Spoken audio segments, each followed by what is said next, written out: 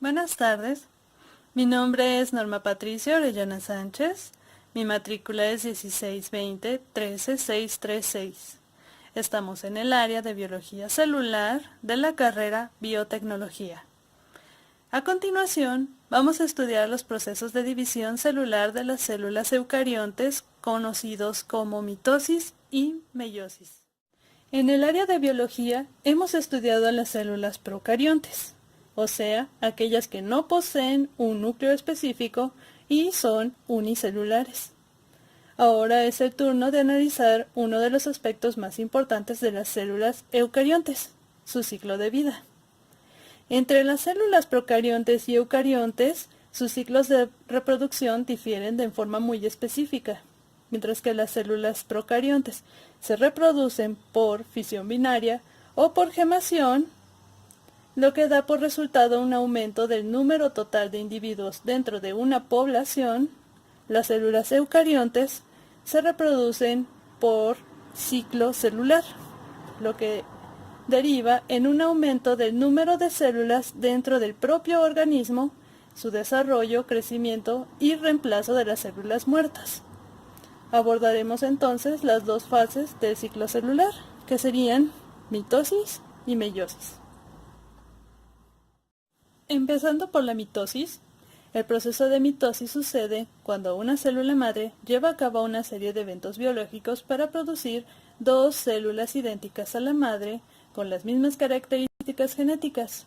Esto se logra gracias a los mecanismos de regulación que van a asegurar la integridad del material genético y su segregación con el propósito de renovar los tejidos, los órganos y los sistemas que conforman la estructura del organismo.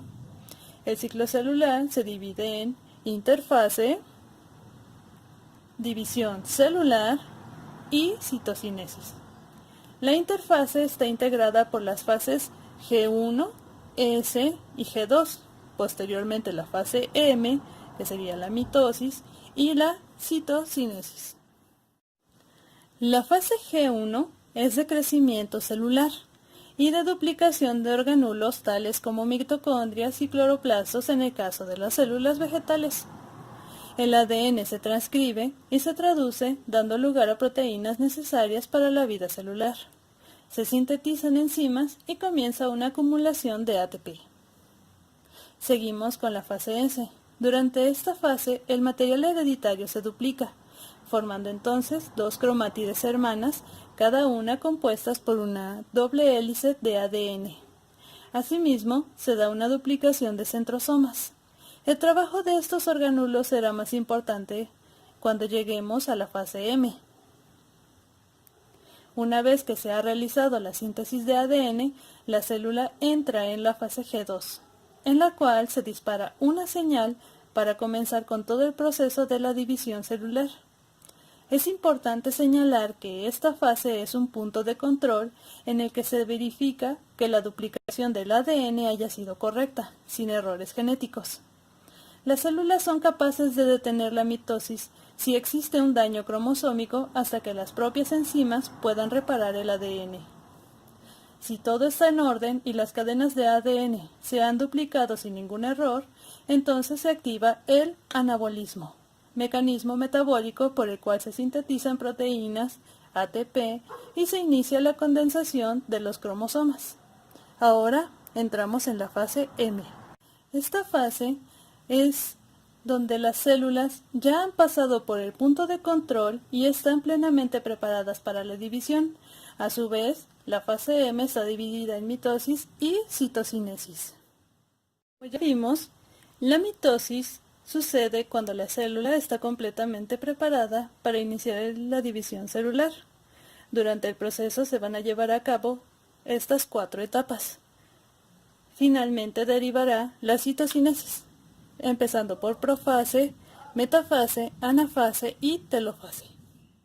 Ahora vamos a entrar en la primera etapa de la mitosis, llamada profase. Una vez se ha desencadenado la división celular, la primera de sus etapas es la condensación cromosómica. Se llama de esta manera porque, como su nombre nos indica, la cromatina nuclear se va a compactar de manera que forme hebras cromosómicas en el interior del nucleolo. haciendo que sean más cortos y gruesos. Esto con la finalidad de que sean capaces de resistir el movimiento del uso mitótico. Como se mencionó anteriormente, durante la fase S hubo una duplicación de centrosomas. Estos poseen un centriolo que se va a desplazar a los polos opuestos de la célula y cada uno está rodeado por microtúbulos que forman una especie de estrella llamados ásteres.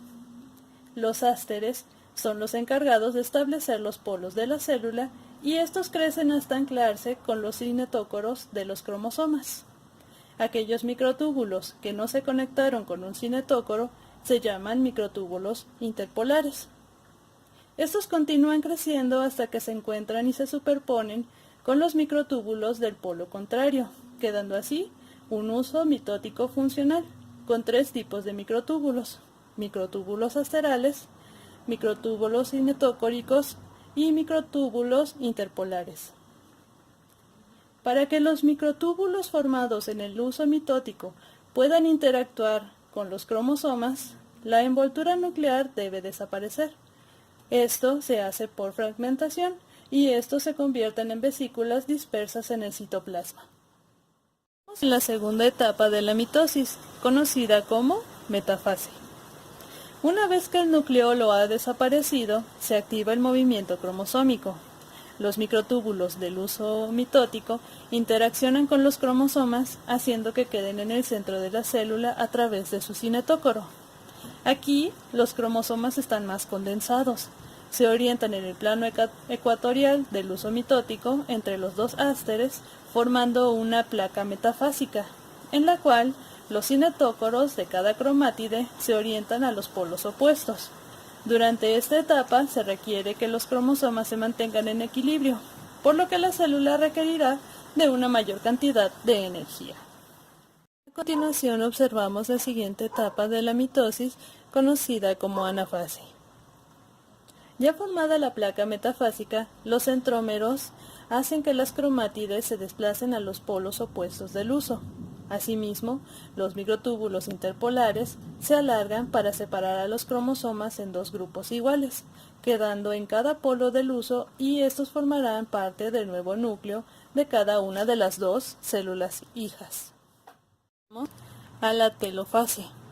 Esta es la etapa final de la mitosis. En esta comienza la regeneración de los núcleos de las nuevas células hijas, por lo que los cromosomas que fueron separados en cada polo de la célula son rodeados por una nueva envoltura nuclear. A su vez, los cromosomas se descondensan, reiniciando de nuevo la síntesis de RNA, y aparecen nucleolos y núcleos celulares a partir de los fragmentos y las vesículas del núcleo original. Para finalizar la división celular, las dos células hijas están listas para ser divididas y para ser individuales, con la misma cantidad de cromosomas que la célula madre y la misma cantidad de orgánulos. Para esto, se forma inmediatamente debajo de la membrana plasmática un cinturón de proteínas filamentosas, principalmente actina y miosina, que se contraen y dan lugar a un surco de división, o también llamado anillo de escisión. Este anillo se ha formado desde la anafase. El surco se hace más profundo a medida que los filamentos de proteína se contraen cada vez más, haciendo una especie de estrangulamiento hasta que finalmente se separan las dos células individuales. Y hemos llegado al final. Ahora vamos a abordar el otro tipo de división celular, la meiosis. Como la mitosis, la meiosis también se divide en las fases profase, metafase, anafase y telofase.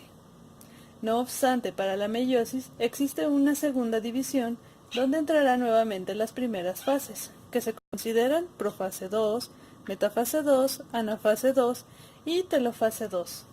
A diferencia de la mitosis, la meiosis se caracteriza por ser dos divisiones sucesivas de la célula con una replicación de ADN, dando como resultado final 4 células. Para comenzar, dentro de este ciclo se van a observar dos etapas. La meiosis 1, esta es la fase reductiva, en la que las células hijas poseen la mitad del material genético que las células progenitoras. En la meiosis 2, Esta será la fase duplicativa. Aquí, las células hijas contienen el material genético diferente que las células progenitoras. Al iniciar la meiosis, se observa que en la primera división, la profase se va a dividir a su vez en 5 subfases, en las cuales los cromosomas homólogos se van a parear e intercambiar fragmentos de material genético. La primera subfase se conoce como leptoteno.